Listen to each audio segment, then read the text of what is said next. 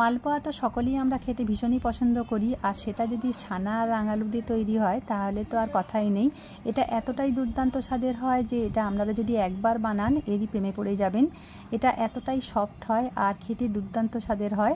নমস্কার বন্ধুরা, সুন্দর রান্নায় সকলকে স্বাগত। আজকে আপনাদের সাথে দুর্দান্ত স্বাদের একটা মালপোয়া রেসিপি শেয়ার করছি। আশা করি ভিডিওটা সকলেরই ভালো লাগবে।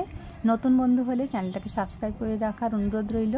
তাহলে শুরু করা যাক। আমি ছানা আর রাঙালুর মালপোয়া কিভাবে বানাই। এখানে রাঙালুটা প্রথমে আমি সেদ্ধ করে নিচ্ছি, আর 250 গ্রাম আমি রাঙালু নিয়েছি। দুটো সিটি দিয়ে সেদ্ধ করে নিলেই রাঙালুটা খুব ভালোভাবে সেদ্ধ হয়ে যাবে। রাঙালুটা খুব ভালো করে সেদ্ধ হয়ে গেছে। এবার এগুলোকে ঠান্ডা করে নেওয়ার পর আমি খোসা ছাড়িয়ে নিচ্ছি, আর গ্রেডারের সাহায্যে এগুলোকে আমি খুব ভালো করে গ্রেড করে নেব। আর এর পারফেক্ট পরিমাণটা আমি বলে দিচ্ছি বন্ধুরা। যেহেতু রাঙালু আমি এখানে 250 গ্রাম নিয়েছি, ছানা নেব এখানে 150 গ্রাম। যতটা আপনারা পরিমাণটা নেবেন রাঙালুর তার ঠিক 100 গ্রাম কম নেবেন ছানাটা, তাহলেই একদম পারফেক্ট হবে। সেক্ষেত্রে রাঙালু কিংবা ছানার পরিমাপটা আপনারা বাড়িয়ে কমিয়ে নিতে পারেন। যতটা রাঙালু নেবেন তার থেকে 100 গ্রাম ছানা কম, 100 গ্রাম পরিমাণ মতো ছানা কম নেবেন, তাহলেই হবে। এবার এর মধ্যে আমি অ্যাড করে দিচ্ছি 150 গ্রামের মতো ছানা। আর এই ছানাটা আমি বাড়িতেই তৈরি করে নিয়েছিলাম। আপনারা এর মধ্যে কেনা ছানাটাও দিতে পারেন কিংবা পনিরও দিতে পারেন। এবার রাঙালু আর ছানাটাকে আমি খুব ভালো করে হাত দিয়ে একটু মেখে নিচ্ছি। এবার এখানে আমি একটা ব্যাটার তৈরি করে নেব। তার জন্য আমি দুধ দিয়ে ব্যাটারটাকে বানাচ্ছি। আপনারা ইচ্ছা করলে এর মধ্যে জলও দিতে পারেন, জল দিয়েও ব্যাটারটাকে বানানো যায়। তবে দুধ দিয়ে করলে এই মালপোয়ার টেস্টটা বেশি ভালো আসবে, তাই অল্প অল্প করে দুধ দিয়ে আমি এই মিশ্রণটাকে বানিয়ে নিচ্ছি। আপনারা এইভাবেও করতে পারেন বা একেবারে মিক্সিতে দিয়ে সব শুধু পেস্ট বানিয়ে নিতে পারেন। আমি একটু আগে আলাদাভাবে একটু মিশিয়ে নিচ্ছি। যদি একেবারে ভালো করে মিশে যায় তাহলে আর মিক্সিতে দেবো না। আর যদি দেখি এর মধ্যে একটু দানা দানা ভাব আছে, খুব ভালো মতো ব্যাটারটা তৈরি হয়নি, তাহলে আমি মিক্সিতে দিয়ে দেবো। আর বাইন্ডিংয়ের জন্য আমি ময়দা দিয়ে দেবো অল্প অল্প করে। এখানে মোট আমি 1.25 কাপের মতো ময়দা মিক্সড করেছি। আর দিয়ে দিচ্ছি 1 টেবিল চামচ গুঁড়ো চিনি আর খুব সামান্য পরিমাণে একটু লবণ। যে কোনো মিষ্টি জিনিসে লবণ দিলে খুবই ভালো হয়।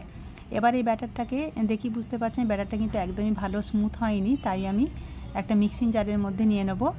আর মিক্সিং জারের মধ্যে দিয়ে ব্যাটারটাকে আমি খুব ভালো করে পেস্ট বানিয়ে নিচ্ছি। একদম স্মুথ একটা ব্যাটার আমি বানিয়ে নিয়েছি। দেখি বুঝতে পারছেন ব্যাটারটা ঠিক এরকম হবে, খুব বেশি ঘনও না আবার খুব বেশি পাতলাও না। ঠিক মালপোয়ার যেমন ব্যাটার তৈরি করেন ঠিক সেরকমভাবে ব্যাটারটাকে বানিয়ে নিতে হবে। ওপর থেকে ছড়িয়ে দিলে ব্যাটারটা ঠিক এরকমভাবে এতে মিশে যাচ্ছে না, একটু দাগ থেকে যাচ্ছে, ঠিক সেরকমভাবে ব্যাটারটাকে বানিয়ে নিয়েছি। এর মধ্যে আপনারা ইচ্ছা করলে 1 টেবিল চামচের মতো সুজিও দিয়ে দিতে পারেন, সেক্ষেত্রে কোনো অসুবিধা হবে না। তাহলে ব্যাটারটাকে প্রায় 10 থেকে 15 মিনিটের মতো চাপা দিয়ে রেখে দেবেন। আর এখানে আমি একটা চিনি সিরাপ তৈরি করে নেব। তার জন্য এখানে আমি 1 বাটির মতো চিনি দিচ্ছি। এখানে 250 গ্রামের মতো চিনি দিচ্ছি। আর 1 বাটির থেকে সামান্য একটু কম পরিমাণে আমি জল দিয়ে দিলাম। দিয়ে আমি চিনি সিরাপটা তৈরি করে নিচ্ছি। আর এই সিরাপটা খুব বেশি পাতলা হবে না, আবার খুব বেশি ঘন মোটা একতার কিংবা দুতার হবে না। মোটামুটি এটা ভালো চটচটে ভাব চলে আসবে, সেই মতো আমি সিরাপটা তৈরি করে নেব। খুব বেশি পাতলা হলে মালপোয়াটা কিন্তু একদমই ভালো লাগবে না। একটু বেশ ভালো চটচটে ভাব চলে আসবে, আমি সেই মতো সিরাপটা তৈরি করে নিচ্ছি। সিরাপ আমার একদম তৈরি হয়ে গেছে। এবার এটাকে আমি এটা চাপা দিয়ে সাইডে রেখে দেবো। এবার আমি মালপোয়ার ব্যাটারটাকে রেডি করে নিচ্ছি। এর টেস্টটাকে বাড়ানোর জন্য আমি দুটো জিনিস এর মধ্যে দেব, তাহলে মালপোয়াটা ভীষণ টেস্টি হবে। এর মধ্যে আমি দিয়ে দিচ্ছি বড় একটা এলাচ। বাজারে দুটো এলাচ পাওয়া যায়, ছোট এলাচ আর বড় এলাচ, যেটা সাধারণত মিষ্টির দোকানে পান্তুয়ার জন্য ব্যবহার করা হয়, সেই বড় এলাচটাই আমি দিচ্ছি। আর একটু গুঁড়ো করে দিলাম, তাতে ফ্লেভারটা বেশি ভালো আসবে। আর 1 টেবিল চামচ দিয়ে দিচ্ছি মৌরি, এটাকেও একটু ভেঙে দিয়েছি, তাহলে মালপোয়াটা ভীষণই টেস্টি হবে। একটু আপনারা অবশ্যই ভেঙে দেবেন। দিয়ে খুব ভালো করে ব্যাটারটাকে আমি টোটাল মিশিয়ে নিচ্ছি। মালপোয়া ভাজার জন্য ব্যাটার আমার একদম রেডি। এবার মালপোয়াগুলো ভেজে নেব। তার জন্য একটা কড়াই চাপিয়ে দিয়েছি, আর এর মধ্যে দিয়ে দিচ্ছি বেশ কিছুটা পরিমাণ সাদা তেল। আপনাদের কাছে বাদাম তেল থাকলে বাদাম তেল দিয়ে ভাজতে পারেন, তাহলে বেশি টেস্টি হয়। আর এখানে আমি গ্যাসের ফ্লেমটাকে এই সময় মিডিয়াম টু হাই রেখে মালপোয়ার ব্যাটারটা 1 হাতা দিয়ে দিচ্ছি। দেওয়ার পরেই আমি গ্যাসের ফ্লেমটাকে একদম কমিয়ে দেবো। দেওয়ার পরে এইভাবে ছাঁচা দিয়ে ওপরে একটু আমি তেল ছিটিয়ে দিচ্ছি, যাতে ওপরটা খুব তাড়াতাড়ি হয়ে যায়। তারপরে গ্যাসের ফ্লেমটাকে একদম লো করে রেখে উল্টে পাল্টে এইভাবে লাল লাল করে ভেজে নেব। এইভাবে গ্যাসের ফ্লেম লো রেখে উল্টে পাল্টে লাল লাল করে ভেজে নিতে হবে, না হলে ওপরটা তাড়াতাড়ি লাল হয়ে যেতে পারে আর ভেতরটা কাঁচা থেকে যেতে পারে। যখনই খুব সুন্দর একটা কালার চলে আসবে তখনই আমি দুটো ছাঁচার সাহায্যে এইভাবে চিপে দিয়ে তেলটাকে ছড়িয়ে নেব। এইভাবে চেপে দিলে তেলটা একদম ঝরে যাবে, এর মধ্যে কোনো তেলই থাকবে না।